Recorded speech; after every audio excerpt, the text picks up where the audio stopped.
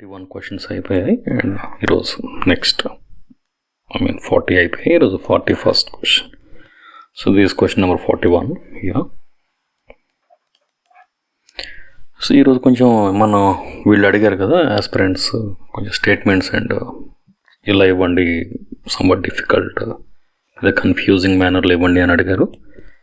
So yeah, వాళ్ళు చెప్పినట్లే ఈరోజు కొన్ని క్వశ్చన్స్ ఇలా ప్రకటన 1, ప్రకటన 2 అంటే statement 1 and statement 2.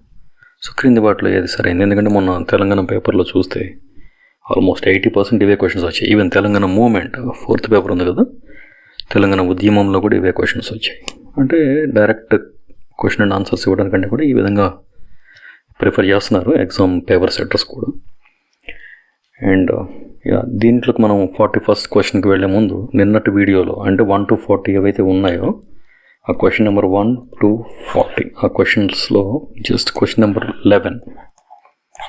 Question number 11లో installed wind power capacity that is approximately 47 gigawatts in 2024 review ప్రకారం. మీరు కనుక 2023 అదే ప్రెస్ ఇన్ఫర్మేషన్ బ్యూరో రివ్యూ తీస్తే సమ్ 43 చేంజ్ ఉంటుంది. సో ఈ విధంగా we wanted to give the like comparison statements పర్పస్లో అడుగుదాం అనుకున్నప్పుడు ఇది ప్రింటింగ్లో మనకేమైందంటే టైపింగ్ వచ్చినప్పుడు 43 నుంచి 47కి వచ్చింది. సో అదొకసారి మీరు సెర్చ్ చేసుకోండి క్వశ్చన్ నెంబర్ 11. అండ్ ఎందుకంటే I don't want you to lose single mark, ఒక్క మార్క్ కూడా మిస్ అవ్వకూడదనే కదా ఇంటెన్షన్తోనే ఈ క్లాసెస్ చెప్పేది. అండ్ నెక్స్ట్ చూస్తే క్వశ్చన్ నెంబర్ 11 అక్కడ ఆన్సర్ తప్పు ప్రింట్ అయింది, 750 అని ప్రింట్ అయింది కదా, 750 కదా 600. సో 600 అక్కడ ఆన్సర్ వస్తుంది. ఎందుకంటే ఇది ప్రపంచంలోనే మొట్టమొదటి the world's first floating solar park 600 megawatts. దానికంటే ముందు ఏది ఉందంటే తెలంగాణలో ఉంది 100 megawatts మన రామగుండం దగ్గర ఉంది. సో ఇది కన్స్ట్రక్ట్ అవ్వక ముందు వరకు ఓంకారేశ్వర్ డ్యామ్ మీద ఆ రిజర్వాయర్ మీద కన్స్ట్రక్ట్ చేసిన ఈ 600 megawatts మనకి సోలార్ ఫ్లోటింగ్ ఏది అంటే ప్రపంచంలోనే ఒకటి ఉంది మనకి, ఇంత పెద్దది 600. అంతకుముందు తెలంగాణలో 100 టాప్. సో అదొకసారి క్వశ్చన్ నెంబర్ 11 and 17. సో అది మిస్టేక్స్ వచ్చాయి. So sorry for that and as we continue. And ఇది కూడా నేను చూశాను, మన వీళ్ళు ఉన్నారు కదా ఆస్పిరెంట్స్లోనే ఒకళ్ళు కామెంట్స్లో పెట్టారు. Yeah, I appreciate him and as we proceed with today session. And ఇక్కడ చూడండి క్వశ్చన్ నెంబర్ 41 ప్రకటన 1 ఏంటంటే డెన్మార్క్ సహాయంతో 2024లో భారత్ యొక్క మొదటి టైడల్ ఎనర్జీ ప్రాజెక్ట్ స్టార్ట్ చేయబడింది. అండ్ సెకండ్ ప్రకటన ఏంటంటే 2024 నాటికి తమిళనాడు విండ్ ఎనర్జీ ఎస్టాబ్లిష్ అయిన దాంట్లో ముందున్న రాష్ట్రంగా ఉంది. అంటే తమిళనాడు టాప్ ఉంది విండ్ ఎనర్జీలో అని అంటున్నాడు. అండ్ ఇక్కడ డెన్మార్క్ సహాయంతో 2024లో మొదటి టైడల్ ఎనర్జీ ప్రాజెక్ట్ స్టార్ట్ అయింది అంటున్నాడు. సో ఇక్కడ ఆన్సర్ ఏంటంటే బోత్ ప్రకటన 1 and 2 రెండు కరెక్ట్ అని చెప్తున్నాడు. సో 2024లో మనం డెన్మార్క్ హెల్ప్ తీసుకున్నాం. అండ్ మన ఇండియాలో చూస్తే ఇప్పుడు ఉన్న స్టేట్స్లో తమిళనాడు టాప్లో ఉంది పవన శక్తి విండ్ ఎనర్జీ అంటున్నాం కదా అది. So next question. సో ప్రకటన 1 and 2 both are correct. And next question 42nd 2024లో గ్రీన్ హైడ్రోజన్ ఉత్పత్తికి అంతకుముందు చాలామంది అడుగుతున్నారండి కామెంట్స్లో why can't we have the PDFs అని అడుగుతూ ఉంటే ఇక్కడ నేను ఈరోజు ఈ వైలెట్ కలర్లో ఏవైతే వచ్చాయో ఇవన్నీ తెలుగులో మిస్టేక్స్ వస్తాయి. టైప్ చేసినప్పుడు మీరు ఫర్ ఎగ్జాంపుల్ నేను చెప్పడం కాదు, మీరు మీ మొబైల్లో కానీ గూగుల్లో కానీ ఇంకెక్కడైనా ట్రాన్స్లేటర్లో ఇవి ట్రాన్స్లేట్ చేసి తర్వాత దాన్ని ఎంఎస్ బోర్డ్లో కానీ పవర్ పాయింట్లో కానీ పీడిఎఫ్లో కానీ కాపీ చేసినప్పుడు then you get exactly the same. Won't get hydrogen there. Hydrogen రావట్లేదు. అందుకనే ఈరోజు 4-5 questions just want you to see ఈ వైలెట్ కలర్లో ఉన్నది మిస్టేక్స్ ఎలా వస్తున్నాయి, ఎందుకు వస్తున్నాయి అనేది మీరు ఆలోచించండి. అది సాఫ్ట్వేర్ కదా, అది ప్రోగ్రామ్ అలా ఉంది అంతే వర్డింగ్. సో ఈ విధంగా వచ్చినప్పుడు దీన్ని మనం వేరే దగ్గరికి తీసుకువెళ్ళి వాళ్ళతో టైప్ చేయించి ఇప్పుడు రోజుకు ఒక వీడియో పెట్టడానికి చాలా టైం టేకింగ్. ఎందుకంటే పిఐబిలో వచ్చిన వర్డ్ డాక్యుమెంట్ మొత్తాన్ని తీసుకొని ప్రాసెస్ చేసిన తర్వాత క్వశ్చన్స్ ప్రిపేర్ చేసుకొని ఆన్సర్స్ క్రాస్ చెక్ చేసుకుని ఇలా 1-2 మిస్టేక్స్ కూడా పోకుండా ఉండాలి అండ్ దాని నుంచి Telugu translation and Telugu typing, ఇది ఇక్కడ ప్రాబ్లం అవుతుంది. మన నార్మల్ కంప్యూటర్లో అవ్వదు, దానికి స్పెషల్ ఫాంట్స్ ఫాంట్స్ లాంటివి యూస్ చేస్తారు. కాబట్టి అంత వాళ్ళ దగ్గర కూర్చొని టైప్ చేయించుకొని వచ్చే అంటే ఇంకా మనకి డే అంతా దానికి సరిపోతుంది. So that is the reason నేను అట్ని సార్ట్అవుట్ చేస్తున్నాను. మీకు ఎగ్జామ్ ముందు రివైజ్ చేసుకోవడానికి యూజ్ అయ్యే విధంగా చేద్దాం. బట్ ఇక్కడ మాత్రం this too much time consuming. ఇక్కడ చూడండి హైడ్రోజన్ అని వచ్చింది, అలా వచ్చింది అంతే. ఇక్కడ గ్రీన్ అనేది నేను యాడ్ చేశాను, ఇక్కడ గ్రీన్ అనేది రాదు, అక్కడ ఆ విధంగా రావట్లేదు. సో ఇలా కొన్ని ఇష్యూస్ ఉన్నాయి, ఎందుకంటే మీరు అంతమంది కామెంట్స్ పెట్టారు కాబట్టి అది చెప్పాలి అని చెప్తున్నాను అంతే. I just want you to know. And ఇక్కడ చూడండి గ్రీన్ హైడ్రోజన్ ఉత్పత్తికి అదొక స్పెషల్ పాలసీని అనౌన్స్ చేసింది అనంటే ఏది అనంటే Gujarat state. So the green hydrogen destination of India అంటున్నారు గుజరాత్ని. ఇన్ జనవరి 2024లో సీఎం భూపేంద్ర గారు అనౌన్స్ చేశారు, Bhupendra Patel announced the ambitious project green hydrogen మేము స్థాపిద్దాం అనుకుంటున్నాం అని చెప్పి. ఇక్కడ ఎవరు చేశారంటే దీనికి ఎవరు సహకారం అందిస్తున్నారు, నేషనల్ గ్రీన్ హైడ్రోజన్ మిషన్ ఒకటి, తర్వాత ఇది దేని కింద ఉందంటే మనకు తెలుసు ministry of new and renewable energy sources. So ఈ విధంగా వీళ్ళిద్దరు కలిసి చేస్తున్నారు. వీళ్ళు ఎంత టార్గెట్ పెట్టుకున్నాం మనం ఇండియాలో అని అంటే ప్రస్తుతానికి 5 మిలియన్ మెట్రిక్ టన్స్ పెట్టుకున్నాం పర్ ఇయర్కి. ఎప్పటి వరకు 2030 వరకు మనకి ఇది రావాలి అని చెప్తున్నాం. సో ఇక్కడ ఏంటంటే దీనివల్ల ఏం జరుగుతుంది, 5 మిలియన్ మెట్రిక్ టన్స్ చేయడం వల్ల రెన్యూవబుల్ ఎనర్జీ కెపాసిటీకి ఇంకొక సుమారుగా 125 గిగావాట్స్ అనేది కొత్తగా యాడ్ అవుతుంది. So total investment reach like ఎంత నిన్న చూసాం కదా వీడియోలో 8 lakh crores. సో 8 లక్షల కోట్ల రూపాయల వరకు ఇన్వెస్ట్ అవుతుంది. అండ్ క్రియేషన్ ఆఫ్ 6 లక్షల వరకు ఉద్యోగాలు ఇవ్వబడుతున్నాయి. నియర్లీ 50 మిలియన్ మెట్రిక్ టన్నుల కార్బన్ డైఆక్సైడ్ ఎమిషన్స్ని మనం అంటే ఈ గ్రీన్ హైడ్రోజన్ ప్రాజెక్ట్ వల్ల ఎంత కార్బన్ డైఆక్సైడ్ని మనం ఉద్గారం అవ్వకుండా కాపాడగలుగుతున్నాం, రక్షించుకోగలుగుతున్నాం మన యొక్క వాతావరణాన్ని అంటే 50 మిలియన్ మెట్రిక్ టన్నులు మనం కాపాడుకోవచ్చు, రెడ్యూస్ చేయొచ్చు ఉద్గారాలని. సో ఇంత మంచి green hydrogen project. So the answer is Gujarat. Next question 43. పునరుత్పత్తి శక్తి కార్యక్రమాల ద్వారా 2030 నాటికి CO2 ఉద్గారాల తగ్గింపు ఎంతగా అంచనా వేయబడింది అని అన్నారు. సో ఇక్కడ ఏంటంటే 1 బిలియన్ టన్స్ అండి answer just. And next 44. Green energy open access rules 2024 ప్రధాన లక్ష్యం ఏంటి అంటున్నారు. సో ఓపెన్ యాక్సెస్ రూల్స్లో మనం చూస్తే పరిశ్రమలకు పునరుత్పత్తి శక్తిని సులభతరం చేయడం, అంటే ఇండస్ట్రీస్కి కొన్ని ఫెసిలిటీస్ ఇచ్చేసి, అంటే ఇప్పుడు ఇళ్ల మీద గృహాలకి కానీ మామూలుగా మన ఇళ్లలో నివసించే ఇంటికి కానీ రూఫ్ టాప్ ప్యానల్స్ని ప్రొవైడ్ చేస్తున్నారు కదా 40% సబ్సిడీ మీద. అలాగే పరిశ్రమలకు కూడా ఇటువంటివి ఇస్తే వాళ్ళు కూడా కొంత శక్తిని పునరుత్పత్తి వనరుల నుంచి తయారు చేసుకుంటారు కదా అనేది ఒకటి నడుస్తుంది. అందులోని యాక్సెస్ రూల్స్ పెట్టారు. అండ్ నెక్స్ట్ ఇంతకుముందు చెప్పాను కదా వైలెట్ కలర్లో ఉంచుకోండి. సో ఇక్కడ ఇది ప్రాజెక్ట్ అండ్ ప్రారంభించిన అనేది మార్చాల్సి వచ్చింది, కంప్లీట్గా చేంజ్ అయిపోయింది అక్కడ. సో ఇలా దాన్ని తీసుకొని వేరే దగ్గర టైప్ చేయించుకొచ్చి యాడ్ చేసిన అక్షరాలు ఇవి, ఎందుకంటే వాడు కంప్లీట్గా మారిపోతూ ఉన్నాయి. సో అందుకని కొంచెం PDF ఇవ్వడంలో సార్ట్అవుట్ చేయడానికి అవ్వట్లేదు, అంటే వేరే ఎక్కడ కూర్చొని టైప్ చేయించాలంటే టైం కన్జ్యూమింగ్ కదా. 2024లో 1200 మెగావాట్ల సౌరశక్తి ప్రాజెక్ట్ను ప్రారంభించిన రాష్ట్రం ఏది అంటున్నాడు. సో 1200 మెగావాట్లు అంటే చాలా ఎక్కువ కదా. So Rajasthan. Next 46th question. Suryamitra initiative ఏమిటి? సూర్యమిత్ర ఇనిషియేటివ్ అని అంటే నేను చూసాం కదా, సౌరశక్తి సాంకేతిక నిపుణులు అంటే ఒక స్కిల్డ్ పర్సన్స్ని తయారు చేయటం అనేది ఇక్కడ మేజర్గా మనకి ఈ సూర్యమిత్ర ఇనిషియేటివ్ కింద తీసుకుంటున్నాం.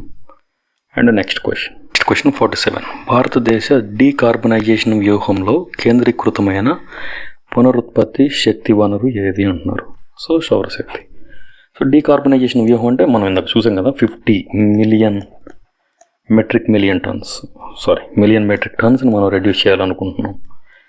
సో ఎక్కడ సంవత్సరానికి అంత కావాలి అని అంటే ఇప్పుడు మనం ఇప్పటికిప్పుడు విండ్ టర్బైన్స్ని అమర్చలేము, హైడ్రో ప్రాజెక్టు సంబంధించిన టర్బైన్స్ని అమర్చలేము. సో సౌరశక్తి ప్యానల్స్ తయారు చేసుకోవచ్చు, లేకపోతే ఇంపోర్ట్ చేసుకోవచ్చు, వేరే దగ్గర నుంచి తీసుకోవచ్చు. ఏ విధంగానే చాలా క్విక్గా మనం దీని మీద ఆధారపడి ఉన్నాం. అండ్ నెక్స్ట్ భారత పునరుత్పత్తి చూడండి, ఇది స్పెల్లింగ్ ఇందాక రాశాను కదా, రోడ్ మ్యాప్లో అనేది ఇలా కలిసిపోతూ ఉన్నాయి. వీటిని నేను ఈరోజు కొంచెం హైలైట్ చేశాను. అండ్ నెక్స్ట్, భారత పునరుత్పత్తి రోడ్ మ్యాప్ అంటే మనకు ఉన్నటువంటి ఒక ప్లాన్ ఆఫ్ యాక్షన్ 24/7 శుభ్రమైన శక్తి అందుబాటుకు లక్ష్య సంవత్సరం ఏంటి అంటున్నారు. సో 24/7 మన క్లీన్ ఎనర్జీ కావాలంటే మనం పెట్టుకున్న టార్గెట్ ఏంటంటే 2030 వరకు మనకి క్లీన్ ఎనర్జీ కావాలి అనుకుంటున్నాం. అండ్ నెక్స్ట్, 2030 నాటికి భారతదేశ ఆఫ్ షోర్ వాతావరణ విండ్ ప్రాజెక్ట్ కెపాసిటీ ఎంతవరకు ఈ ఆఫ్ షోర్ విండ్ ప్రాజెక్ట్ ద్వారా మనం ఎనర్జీని ప్రొడ్యూస్ చేసుకోగలుగుతున్నామంటే 25 గీగావాట్స్. చాలా జాగ్రత్త అండి, గీగావాట్స్ మెగావాట్స్ చూసుకోండి ఒకసారి, ఎందుకంటే ఫాస్ట్గా ఏపీలో మరీ డేంజరస్, ప్రమాదకరం, ఎందుకంటే నెగిటివ్ మార్క్స్ ఉన్నాయి కదా. Next question number 50. జాతీయ సౌర మిషన్ అంటే నేషనల్ సోలార్ మిషన్ యొక్క లక్ష్యం ఏంటి అంటున్నాడు. సో ఇక్కడ ఏమి ఇచ్చాడో 2022 నాటికి 100 గీగావాట్ సామర్థ్యాన్ని కలిగి ఉండాలి అంటున్నాడు. సో ఇది మనకు డైరెక్ట్ తెలిసిన ఆన్సరే కాబట్టి అది పెట్టేసుకుంటున్నాం. ఓకే, 2022 నాటికి 100 గీగావాట్ల సౌర సామర్థ్యాన్ని ఏర్పాటు. Next question number 51. Green hydrogen ఎగుమతి వ్యూహంలో మెయిన్ ఫోకస్ ఏంటి అంటున్నారు. సో ఇక్కడ మెయిన్ ఫోకస్ ఏంటి అని అంటే మనం ఈ గ్రీన్ హైడ్రోజన్కి సంబంధించినటువంటి ప్రొడక్ట్స్ని కానీ వాటికి సంబంధించిన అనేక రకాల సేవల ద్వారా, ఉత్పత్తుల ద్వారా మనం ఒక $100 మిలియన్ ఎర్న్ చేయాలి అనుకుంటున్నాం ఇక్కడ. సో ఇక్కడ ఏమన్నా ఎలక్ట్రోలైజర్ని ఎగుమతి చేయాలనుకుంటున్నాం, హైడ్రోజన్ ఆధారిత ఎరువులని ఎగుమతి చేయాలనుకుంటున్నాం.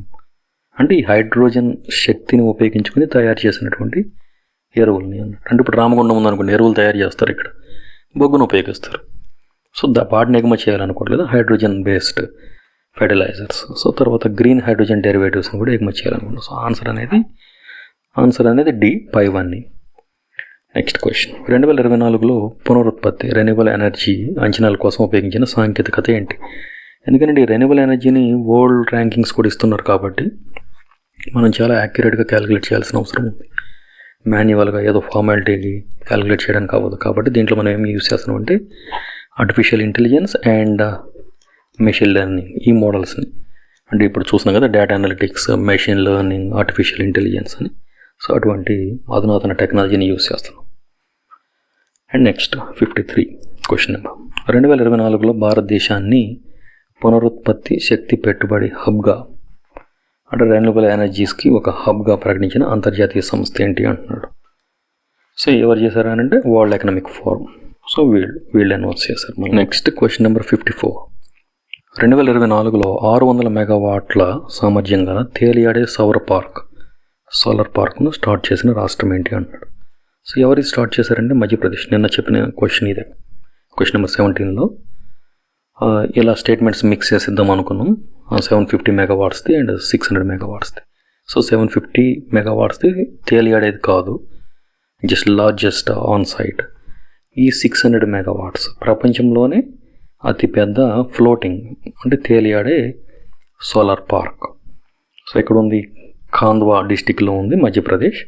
సో ఏం చేస్తుందంటే ఇది 1.2 మిలియన్ టన్స్ CO2 ఎమిషన్స్ని రెడ్యూస్ చేస్తుందని చెప్తున్నాడు. 1.2 మిలియన్ మెట్రిక్ టన్స్. అండ్ అదేవిధంగా ప్రొవైడ్ ఎలక్ట్రిసిటీ టు అరౌండ్ 500,000 5 లక్షల గృహాలకు ఎలక్ట్రిసిటీని కూడా ఇస్తూ ఉందని చెప్తున్నారు. సో ఇక్కడ ఎవాక్యుయేట్ ఇన్ఫ్రాస్ట్రక్చర్ ఇవన్నీ చూసింది ఎవరంటే సేమ్ అండి, Rewa ultra mega solar limited RUMSL వాళ్ళే చూసుకున్నారు ఈ ప్రాజెక్ట్కి సంబంధించిన పనులన్నీ కూడా. సో ఇది ప్రపంచంలోనే పెద్దది, largest in the world. So అంతకుముందు రామగుండంలో ఉండేది 100 మెగావాట్స్ది. ఏది ఈ మధ్యప్రదేశ్లో. దీన్ని కట్టకముందు ఎక్కడ కట్టారు అని అంటే ఓంకారేశ్వర్ డ్యామ్లో కట్టారు, డ్యామ్ మీద రిజర్వాయర్లో. ఓంకారేశ్వర్ డ్యామ్ రిజర్వాయర్ దగ్గర దీన్ని కన్స్ట్రక్ట్ చేశారు. 600 మెగావాట్లు రాకముందు తెలంగాణలో రామగుండం దగ్గర ఉండే 100 మెగావాట్స్ మన ఇండియాలో అతిపెద్దది. సో ఇప్పుడు ఇది వచ్చిన తర్వాత ఇప్పుడు 600 మెగావాట్స్ చాలా ఎక్కువ కదా, అది ప్రపంచంలోనే అతిపెద్దది. సో ఈ ఒక పాయింట్. నెక్స్ట్ 55. 2024లో ప్రపంచవ్యాప్తంగా పునరుత్పత్తి శక్తి పెట్టుబడుల ర్యాంకింగ్లో భారతదేశం ర్యాంకు ఎంత అంటున్నాడు. So only renewable energy sources ఎంతవరకు మనం ప్రొడ్యూస్ చేసుకోగలుగుతున్నాం అంటే ద ర్యాంక్ ఈజ్ 5. ఇప్పుడు చైనా ఉందనుకోండి, చైనా నెంబర్ 1 పొజిషన్లో ఉంది. ప్రపంచంలో ప్రొడ్యూస్ అయ్యే పునరుత్పత్తి శక్తి మొత్తంలోనూ 31% అంటే సుమారు 1/3 వంతు చైనానే ప్రొడ్యూస్ చేస్తుంది. అదేవిధంగా మనం ఇండియాలో తీసుకుంటే 5th పొజిషన్లో ఉన్నాం. అదే మళ్ళీ ఇండియాలో ఉన్నటువంటి రాష్ట్రాలు కానీ చూస్తే రాజస్థాన్ నెంబర్ 1 పొజిషన్లో ఉంది. అరౌండ్ 29.98 అంటే ఒక అప్రాక్సిమేట్లీ ఒక 30 అనుకోండి, 30 GW. అండ్ నెక్స్ట్ గుజరాత్కి దీనికి పెద్ద తేడా ఏం లేదు. ఇది 29.98 ఉంది, అది 29.52 ఉంది, జస్ట్ ఒక 0.5 GW. సో అంత డీటెయిల్స్ ఏం అవసరం లేదు. మెయిన్స్ ఆన్సర్ రైటింగ్లో ఇవన్నీ యూజ్ అవుతాయి. బట్ ఇక్కడ ప్రజెంట్ అయితే 5th పొజిషన్లో ఉంది ఇండియా. అండ్ వేరు క్యాలిక్యులేషన్స్ అయితే కొన్ని 3rd 4th అని చెప్తున్నాయి. బట్ అందులో ఏంటంటే వేరియేషన్స్ ఉన్నాయి. సోలార్లో ఉందా, ఏం ర్యాంక్, విండ్ ఎనర్జీలో ఏ ర్యాంక్ అనే దాని మీద ఉంటుంది. ఒకసారి మీరు క్లియర్గా చూడండి.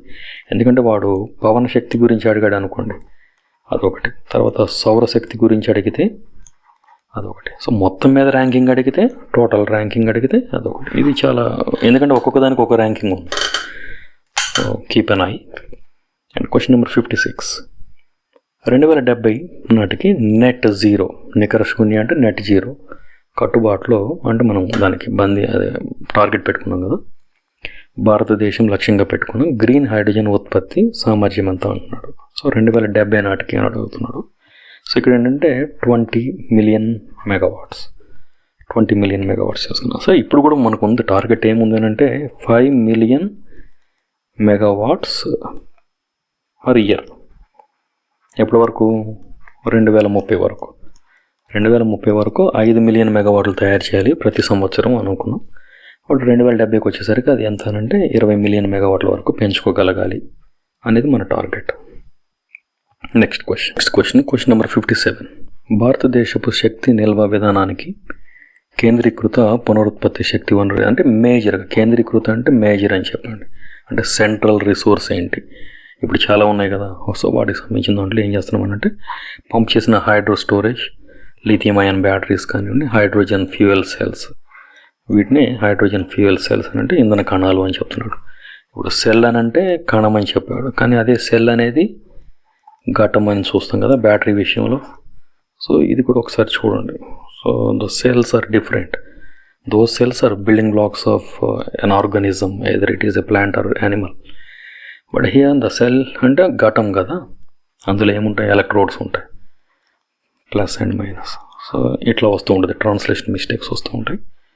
ఇది ఇక్కడే కదా, సేమ్ నేను యూస్ చేసిన ట్రాన్స్లేటరే అక్కడ ఎగ్జామినర్ యూస్ చేస్తే and you will get the same word they.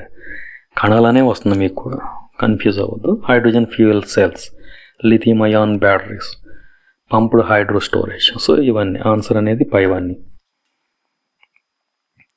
So 58. ఇక్కడ 2030 నాటికి గ్రీన్ ఎనర్జీ ఫండ్ ఆర్థిక లక్ష్యం ఎంత అంటే మన టార్గెట్ ఎంత పెట్టుకున్నాం అన్నాడు. 225 నుంచి 250 బిలియన్ డాలర్స్. నెక్స్ట్ 59.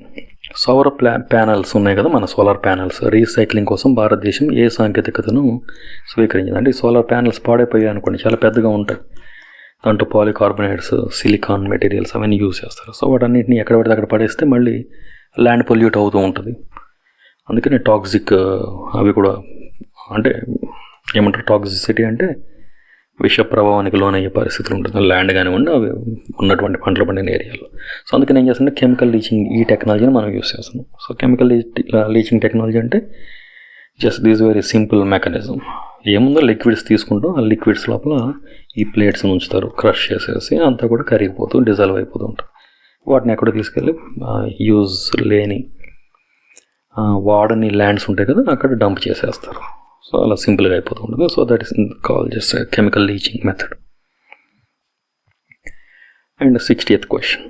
భారతదేశపు తొలి offshore wind energy pilot project ఏ పోర్టును గుర్తించారు. ఈ పైలట్ ప్రాజెక్ట్ కోసం ఒక పోర్ట్ని సెలెక్ట్ చేశాడు. అదేది అంటే తూత్తుకుడి పోర్ట్. సో దీన్ని యూనియన్ షిప్పింగ్ మినిస్ట్రీ వాళ్ళు ప్లాన్ చేశారంట to develop of sure wind terminal at Thoothukudi, Tamil Nadu డిస్టిక్లో ఉంది. ఎంతవరకు అని అంటే 450 కోట్లు వరకు ఎస్టిమేషన్ వేశారు దీనికి. So Thoothukudi port, Tamil Nadu. Next question number 61. Sustainable renewable energy corridor initiative దృష్టి అంటే దేని మీద ఫోకస్ పెట్టింది అని అడుగుతున్నాడు. సో ఇక్కడ ఏంటంటే అంతరాష్ట్ర గ్రిడ్, ఇక్కడ చూసారా ట్రాన్స్లేషన్, ఇంటర్ స్టేట్ గ్రిడ్ సమీకరణ, సరిహద్దు పునరుత్పత్తి ఎగుమతులు, అండ్ శక్తి మరియు ప్రసారం. శక్తి నిల్వను చేయడం and at the same time ప్రసారం అంటే ట్రాన్స్మిట్ చేయాలి కదా ఒక దగ్గర నుంచి ఇంకో దగ్గరికి.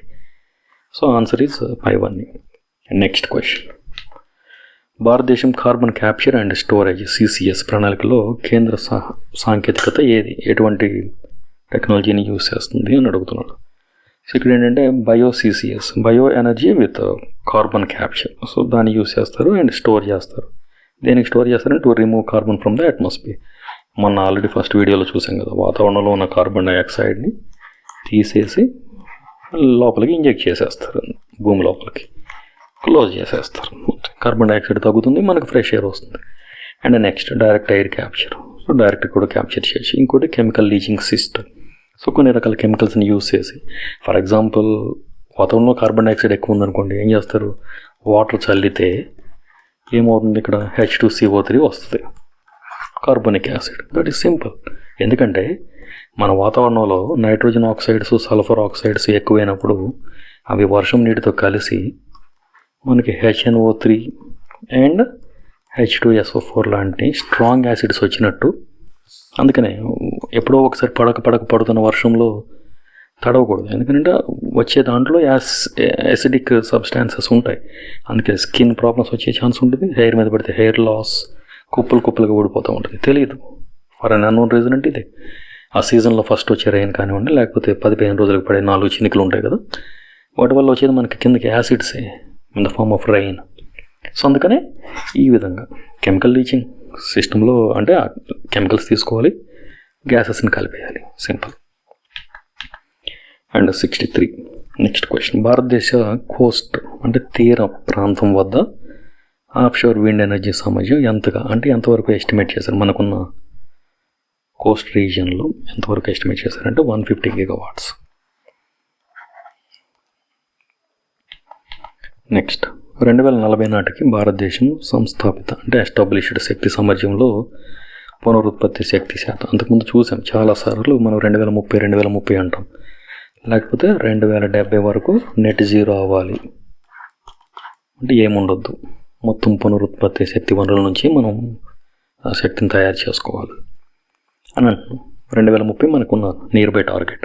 ఇప్పుడు ఇక్కడ 2040కి ఏంటంటే నియర్లీ ఆల్మోస్ట్ 80% మనం రీచ్ అవ్వాలి టార్గెట్ అని చెప్తున్నారు. అండ్ నెక్స్ట్ 65th క్వశ్చన్, 2024లో గుజరాత్లో స్టార్ట్ చేసిన పునరుత్పత్తి శక్తి జోన్ ఏది? గుజరాత్ ఉంటుందని మీకు ఆల్రెడీ గుర్తొస్తుంది, కరెంట్ అఫైర్స్లో చదివి ఉంటారు కదా. ధోలేరా రెన్యూవల్ ఎనర్జీ పార్క్, దానికి సంబంధించిన డేటా కొంచెం చూసుకోండి. నెక్స్ట్ 66, 2024లో రెన్యూవల్ ఎనర్జీ ఫైనాన్సింగ్ ఫోరం కోసం భారతదేశంకి ఏ సంస్థ సహకరించిందని చెప్తున్నాడు. మనకి తెలుసు కదా, ఇంటర్నేషనల్ సోలార్ అలయన్స్ ISA. 2015లో ఇది లాంచ్ చేశారు. ఎక్కడ? కాన్ఫరెన్స్ ఆఫ్ పార్టీస్ 21 దగ్గర. సో 1 బిలియన్ పీపుల్కి మనం 1,000 GW 1 బిలియన్ పీపుల్ని ఇన్వాల్వ్ చేయాలి. అండ్ 1000 GW మనం ఈ సోలార్ అంటే సూర్యశక్తి ద్వారా ప్రొడ్యూస్ చేయాలి. ఇది మేజర్ ఆబ్జెక్టివ్ ఏంటి అని అంటే ఈ solar alliance to promote solar energy as a solution for energy. అంతే, సోలార్ ఎనర్జీని మనం ఒక పరిష్కారం లాగా చూపించాలి ఈ ఎనర్జీ క్రైసిస్కి అని చెప్పేసి 2015లో స్టార్ట్ చేశారు. సో ఈ ISA 7th సమ్మిట్ మొన్న జరిగింది కదా ఇంటర్నేషనల్. అది ఎక్కడ జరిగిందంటే న్యూఢిల్లీలో జరిగింది నవంబర్లో మన 2024. అండ్ తర్వాత అంతే ISA గురించి.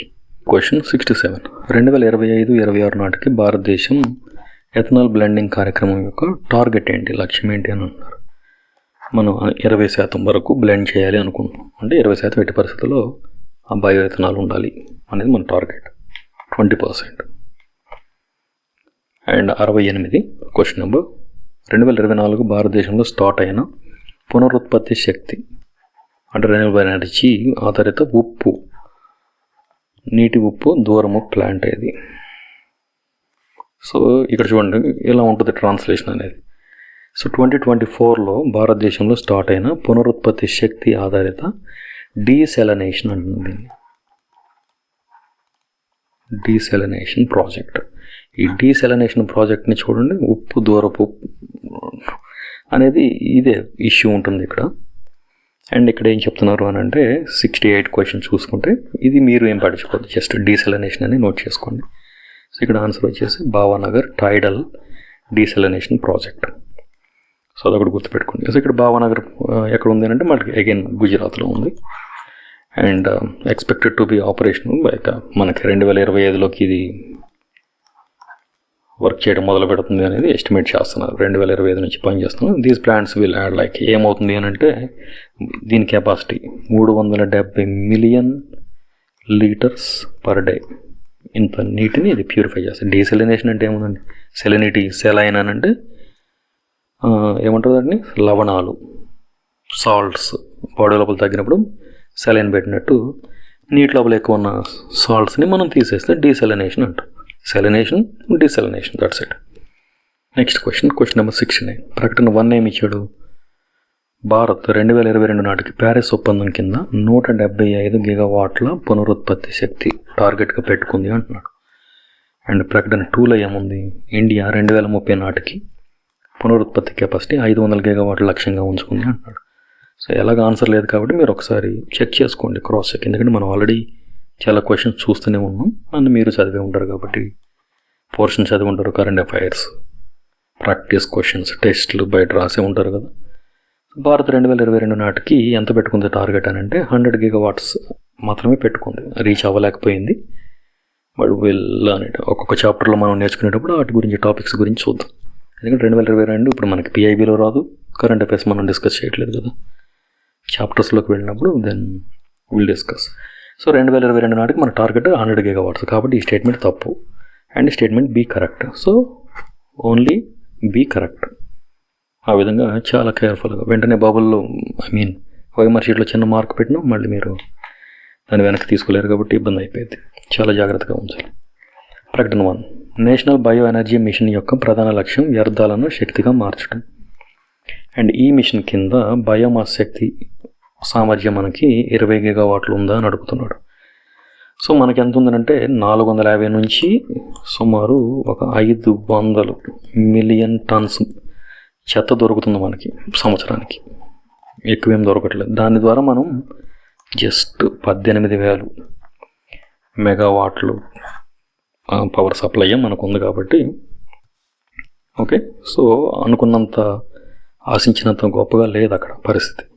సో ఆన్సర్ ఏ ఒకటే కరెక్ట్, బి ఇది తప్పు, ఇంత మనం జనరేట్ చేయడానికి ఛాన్స్ లేదు. So A correct, only A. Next question number 71.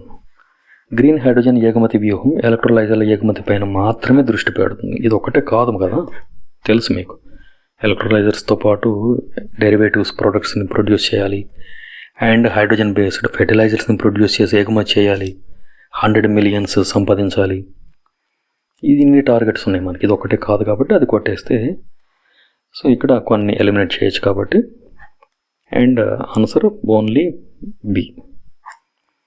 Next question number 72. ఇక్కడ ఫస్ట్ ప్రకటన ఏమి ఇచ్చాడంటే green energy open access rules 2024 100 కిలోవాట్ల డిమాండ్ కలిగిన వినియోగదారులకు పునరుత్పత్తి శక్తి కొనుగోలును సులభతరం చేస్తాయి. ఇందాక అనుకున్నాం కదా, ఈ రూల్స్ ప్రకారం ఏంటంటే ఇండస్ట్రీస్కి కూడా ఈ సోలార్ ఫెసిలిటీస్ ఇవ్వాలి, సబ్సిడీస్ ఇవ్వాలి అనుకున్నాం. దాని గురించి అండ్ ప్రకటన 2. ఈ నియమాలు చిన్న స్థాయి రూఫ్ టాప్ సోలార్ సంస్థలు సబ్సిడీలు అందిస్తాయి. సో ఇక్కడ 72 క్వశ్చన్ చూస్తే మనకి ఇందుకు చూసాం ఓన్లీ ఫ్యాక్టరీల కోసం వినియోగించింది, ఫ్యాక్టరీల కోసం తీసుకొచ్చింది ఈ ఓపెన్ యాక్సెస్ రూల్స్ అనేవి. ఇక్కడ మనం రూఫ్ టాప్ అంటే ఇళ్లకు ఎటువంటి సబ్సిడీలు ఇవ్వం, చిన్న స్థాయి హౌజెస్ కానీ చిన్న చిన్న కన్స్ట్రక్షన్ కానీ. So answer is only 1. And next question 73. Denmark సహకారంతో 2024లో భారత్ యొక్క మొదటి టైడల్ ఎనర్జీ ప్రాజెక్టు ప్రారంభించబడింది. సో డెన్మార్క్ సహాయం తీసుకున్నామో ఆలోచిస్తూ ఉండండి. 2024 నాటికి తమిళనాడు విండ్ ఎనర్జీ సంస్థలో ముందుగా ఉంది అని చెప్తున్నాడు. సో మనం డెన్మార్క్ సహాయంతోనే ఇక్కడ స్టార్ట్ చేసుకున్నాం అండ్ ఇంతకు మనం ఆల్రెడీ చూసాం కదా.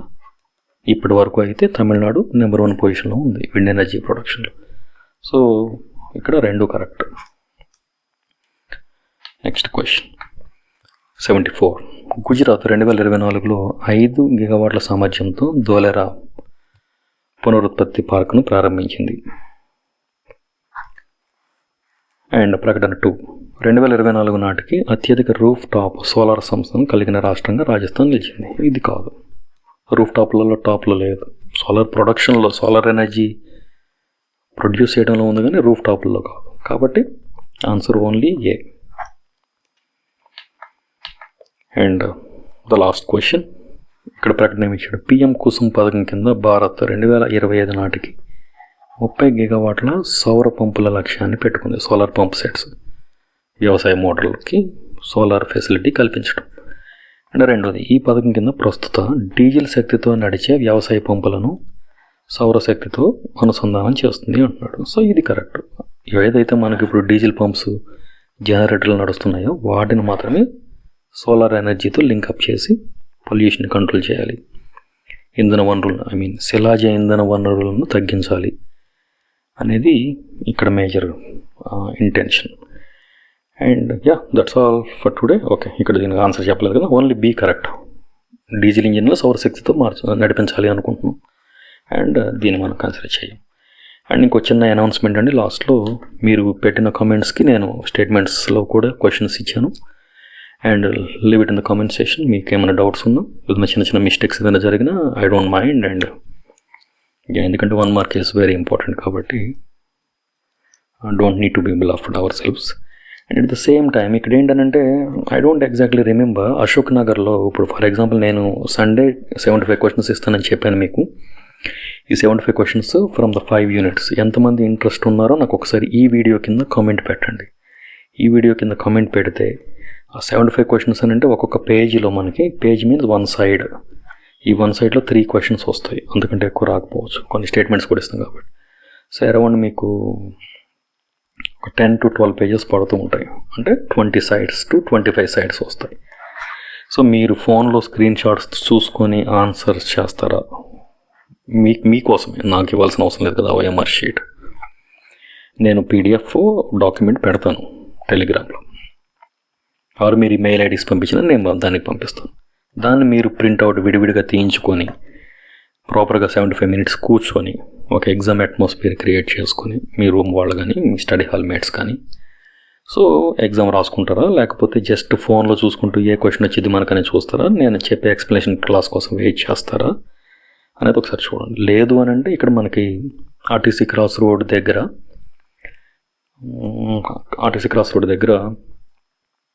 జిరాక్స్ షాప్ ఉంది. I don't exactly remember the pillar number. Metal bridge ఉంది కదా, దానికి పిల్లర్ నెంబర్స్ ఉన్నాయి. లేబర్ ఆఫీస్కి పోయే రోడ్లో జస్ట్ ఇక్కడే ఉంది, చిప్ షాప్ ఆపోజిట్లో. సో అక్కడ ఒక జిరాక్స్ షాప్ ఉంది. అంటే ప్రింటింగ్ చాలా బాగుంటుంది అక్కడ, లేజర్ ప్రింట్స్ ఇస్తారు వాళ్ళు. సో అదొకసారి కనుక నేను if you like leave it in the comment section. మీకు కనుక ఇంట్రెస్ట్ ఉంటేనే నేను ఈ 20 to 25 పేజెస్ అన్నాను కదా, ఈ పీడిఎఫ్ని వాళ్ళ దగ్గర మాస్టర్ ప్రింట్ ఉంచుతాను, ఒరిజినల్ కాపీ.